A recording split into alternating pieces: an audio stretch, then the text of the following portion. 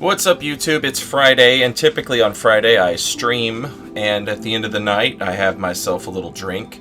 But my power has been off for about like 14 hours. It just came back on. Wasn't able to stream today, obviously, so I said, you know what? I'll just edit a video, and I'll have my drink while I edit the video. So cheers, YouTube. We're gonna visit Noah's Mill, and we're gonna mix that with a little bit of that Dr. Pepper strawberries and cream soda. What? It's a thing. I swear to God. I love strawberries and cream. That is one of my all-time favorite soda flavors. No one makes a soda that's strawberries and cream anymore. This just came out, and oh my God, it's perfect. So let's do this. Cheers. I don't know what these clips are going to be. This is my stealth build. This is at level 60 plus 12. No, this is not my stealth build. This is my multi-hit build, I think. This is at level 125. Yeah, this is level 125. I have tricked these people into dropping down into that hole, and they thought I was down there because I was, but after they dropped down, I ran down that hallway and I used a phantom bloody finger. At level 125, I don't care if the phantom has been downscaled. At that point, it shouldn't matter. I should have enough physical defense and do enough damage that, weapons can't get any more upgraded than plus 25. I'm getting hit by plus 25 weapons all day anyway, and I'm hitting people with plus 25 weapons. But it doesn't matter. We're going to hit them with some of that sweet verticality. Royal Knight's Resolve, plunge attack, just destroyed. Just destroyed. My dog is walking around behind me, just making that click-clack sound that you hear. That's Bear. He's a good boy.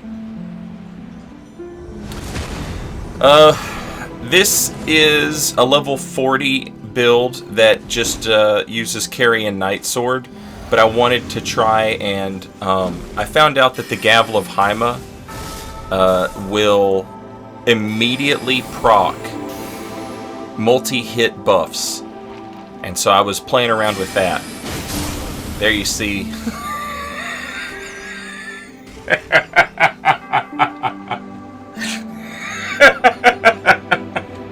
Okay.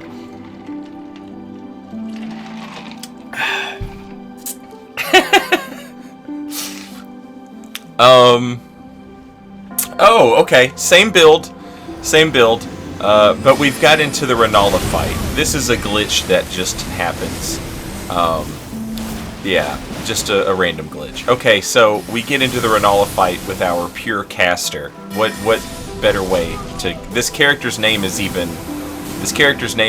Carrion Derelict, which is pretty cool. What a great... If you're going to have this glitch happen, and it's random, if you're going to have this happen, what better place to have it happen than protecting Renala? So, yeah, the way this build works in this instance is the Gavel of Hyma procs immediately the multi-hit buffs, and that goes for Millicent's prosthetic has it, the Winged Sword Insignia, the Rotted Winged Sword Insignia, and there's a Wondrous Physic that you can use. And now you can't stack the two sword insignias. You can only use one sword insignia at a time. But you can mix and match any other combination. So I don't even remember. I think we had the Rotted Winged Sword Insignia on this build. I think I went all the way to the Halic Tree at level 40 to do that. I did, because I remember that thing was a pain in the butt. The worm, the ulcerated tree spirit you have to kill beforehand. So anyway, allow me to explain this a little bit. Each one of those talismans and the physic has 3 tiers to it. There's 3 tiers of buff. Each one of them offers 3 tiers, each one of the 3 that you can stack. Gavel of Hyma, for whatever reason, immediately procs it on the tier 1 of each talisman or physic. So if you hit 2 people, you're immediately like tier 2 buff with 3 potentially, buff sources, right? So we're using the Gavel of Haima, we're getting the buff, and that allows, after that initial hit, our damage can be pretty insane, which is really cool. This would work better at higher levels, but I was curious, like, at low levels, nothing does damage really, right? And so I was kind of curious, well, like, would this do damage at low level? Now, a lot of times you don't need serious damage at level 40, but look at the, just, I mean, like, 400 damage off the, like, a level, a +5 staff, you know? And for as long as that buff is up and staying up, that damage is going to increase and come up. Of course, we've got the Night Maiden's Mist. We are now, you know, a Night Maiden's Mist enjoyer. See, that's like regular damage right there, like the 250. But once we hit that, once that procs, all of those buffs are popping off all at once. And anything that we do after that is going to be increased damage. I am going to play with this more, using, like, I think a level 150 build, because I think at 150 you could absolutely just make this just blasphemous damage. This person is going to succumb to the mist. Oh no. I don't, somebody said succumb to the mist in my chat while I was streaming one day, and it has just stuck. And so, like, in my head, it's the Kamala Harris thing, where she's like, do not succumb. Do not succumb. You know? I don't know why. That's where my mind goes. But, that's the way it is. And, this is a really fun way to play. We're using the Meteorite Staff, because that's the best staff, at this level. You can't upgrade it. So, you know, at a certain point, it falls off. But at level 40, that's the way to go. And then on top of that, I've got the Carrion Glint Blade staff. I have the right staff. I don't know what it's called, but I have the right one. There's 2 different Carrion staves, and you need the one that you know, works on sword sorceries. So that's what's in my other hand, is that one. Humana Humana, praise to the ancestors. We get one of these invasions. We love these invasions, don't we? Look at the gavel. That's like a billion proc right there. That's like we hit 2 people with the Gavel of Haima. We're going to be doing like some serious real damage. And keep in mind, we're level 40, invading people who are probably level 60. Actually, I can tell you what level they are. I'll look it up real quick, and then I'll punch my audio back in. 777 runes. Alright, so if you're an invader and you get 777 runes, that host is level 58. So we're level 40, invading basically level 60. And we're still getting, like, some serious damage, which is pretty cool. Like I said, I really want to try that build at a higher level. 150, I think we could just absolutely go crazy with it. This was an awesome invasion right here. This is somebody who, like, hangs out in my stream and watches the stream.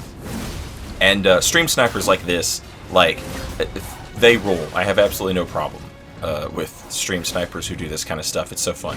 I mean, if you're going to stream snipe, you're going to stream snipe. I don't really have a say in it. But this person, at least, is, like, making it fun as hell. This is level 60. This is my sneaky build right here. This is the assassin build that we made after Peeves' assassin build. And the host is this poisonous wench with all these poisonous abilities. I believe this is their username on Twitch is Torby, if I'm not mistaken. We get a beautiful arrow shot right here. My co-invader, by the way, also a poison build. Pretty neat. Check out this bow shot, though. This is like 1 in a million.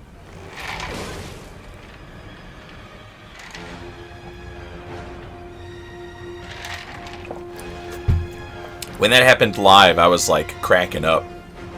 I couldn't stop laughing.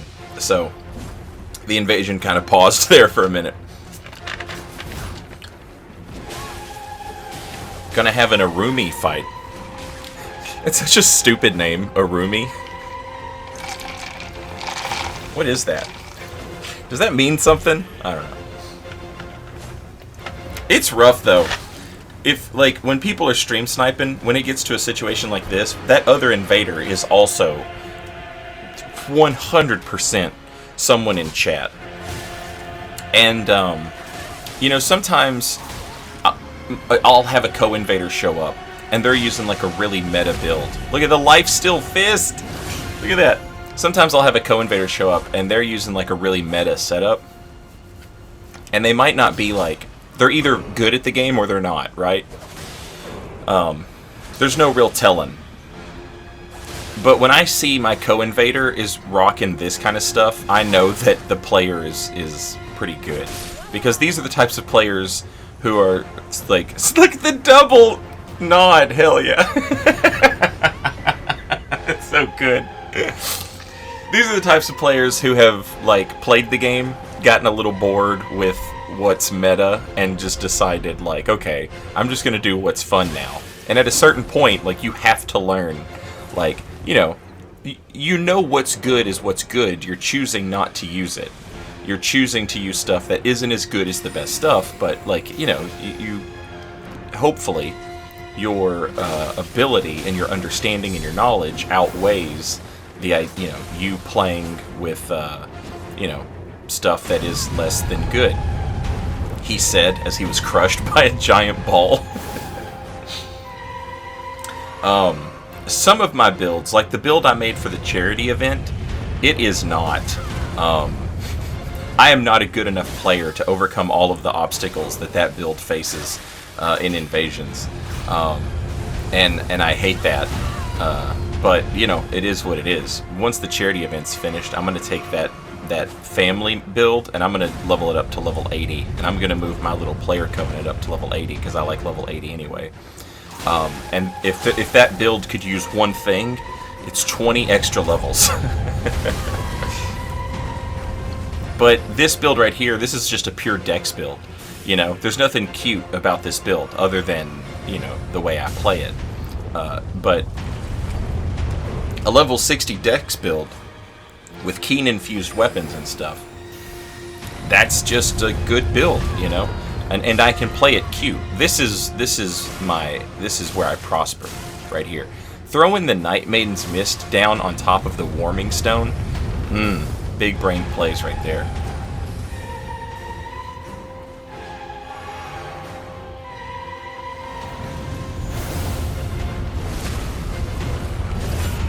And as soon as our opponent had the Moon Veil, like, you had to know I was going for that backstab. It's all I care about in this world right now. Like, it used to be anime enough to parry the Moon Veil. Like, that was the ultimate anime counter. Because they're doing the most anime, like, attack. It's a laser beam katana. And then you just, like, knock it to the side. And, like, you get the hard zoom in close up on the face of the anime protagonist who just had their katana laser parried. And they're aghast, and like you can see the wind blowing behind their still face, and they're doing the oh, you know. And then it pans to the villain who's like just knocked the attack away, and they're also frozen in time, but like their hair is still blowing in the wind. And then they say something, but their voice is the voice that's all like, I speak in a deep low voice like this, you know. That used to be good enough, but it's not good enough anymore. Now it's more anime to out-anime the anime with a reverse quick step. Because that's just legitimately like the teleports behind you. Nothing personal. You know, like, it's too good. It's so good. I love this build so much. It's so silly. But man, it's silly in a good way. In a dangerous way. You know? It's a lot of fun. Peeve is making a little player covenant at level 200 for assassin builds, and I might join in on that. I have a level 200 build, but it's one of my builds. It's one of my Junkyard Knight builds. You know, look at the. That's another thing I absolutely love about this build is the jump attack. You can punish a jump attack with a backstab more reliably, I feel like, once you learn how to do that reverse quick step backstab. it's so much more reliable to get the backstab against someone who just spams the jump attack. And people love to spam the jump attack, you know? You run into so many jump attack builds over the course of Elden Ring. I also like the bow, you know? Like, no offense to anybody. A lot of people use the bow as like jump attack, light roll, jump attack, light roll. And, you know, that's cool if you like it. But to me, it's like being a flea. And I don't want to be a flea. I want to be like a dangerous archer, you know? So I like that the bow on this build is capable of just being like a real threat to people. And I use the pulley bow for damage and range. And then I switch to the black bow if I need speed. If I want to play like a flea, I'm going to switch to the black bow or whatever it's called. I think it's called the black bow.